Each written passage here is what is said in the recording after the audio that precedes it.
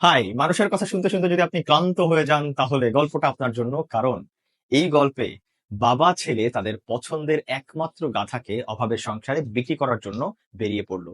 বাবা হাঁটছে, ছেলে হাঁটছে, গাধাও হাঁটছে। এই দেখে বিজ্ঞ ভদ্রলোক বলল, কি বোকা এরা, গাধার পিঠে না উঠে হেঁটে যাচ্ছে। বাবা গাধার পিঠে উঠলো, ছেলে হাঁটছে। এমতো অবস্থায় রাস্তায় আরো একজন ভদ্রমহিলা বলল, কি নিষ্ঠুর বাবা, এত ছোট বাচ্চাকে হাঁটিয়ে নিজে গাধার পিঠে। বাবা নামলো, বাচ্চাকে ওঠালো এবং হাঁটতে শুরু করলো। কিছু দূর যাওয়ার পর এক বিজ্ঞ ভদ্রলোক বলল, কি অবিচার করছে এই শিশু সন্তান বৃদ্ধ বাবার উপর। বৃদ্ধ বাবাকে হাঁটাচ্ছে। তাই এবার বাবাও উঠলো, সন্তানও উঠলো আর হাঁটতে শুরু করলো গাধা।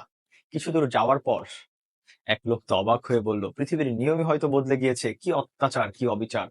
এই গাধাটা অবলা প্রাণী, এর উপরে দুজন মানুষ ভর করে আছে। এই শুনে বাবা এবং ছেলে দুজনই নামলো। তারা চিন্তা করলো গাধাকে কোলে করে নিয়ে যাবে। তাই চার পা এক করে বাঁশ দিয়ে তারপর বাবা ছেলে কাঁধে করে গাধা নিয়ে যাচ্ছিল। মাঝপথে ছিল খাল।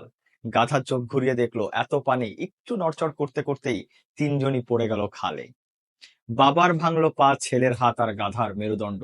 বিক্রি আর হলো না গাধা, চলে আসলো বাসায়। মোরাল অফ দ্য স্টোরি হয়তোবা আপনারা বুঝেই ফেলেছেন। যদি মানুষের কথা এত নিতে থাকেন তাহলে নিজে কিছুই করতে পারবেন না। আর আপনি যদি ওই ব্যক্তিটা হয়ে থাকেন যে মানুষের কমেন্ট গুলাকে অনেক ইম্পর্টেন্ট মনে করেন, I would like to request, please do not do that. আশা করি গল্পটা আপনি শুনেছেন। এখানে যদি বাবা ছেলে প্রথমেই হেঁটে গাধা নিয়ে চলে যেত আর একমাত্র লক্ষ্য গাধা বিক্রি করে দিত, তাহলে কিন্তু গল্পটা হতো না। গল্পটা শুধুমাত্র এই কারণেই হয়েছে যে মানুষ আশপাশের কমেন্ট নিতে নিতে নিজের লক্ষ্যবস্তুতে কখনোই পৌঁছাতে পারে না। তাই আপনার উচিত আপনার লক্ষ্যবস্তু একদম স্থির করে তারপর সেটার দিকে আস্তে আস্তে এগিয়ে যাওয়া।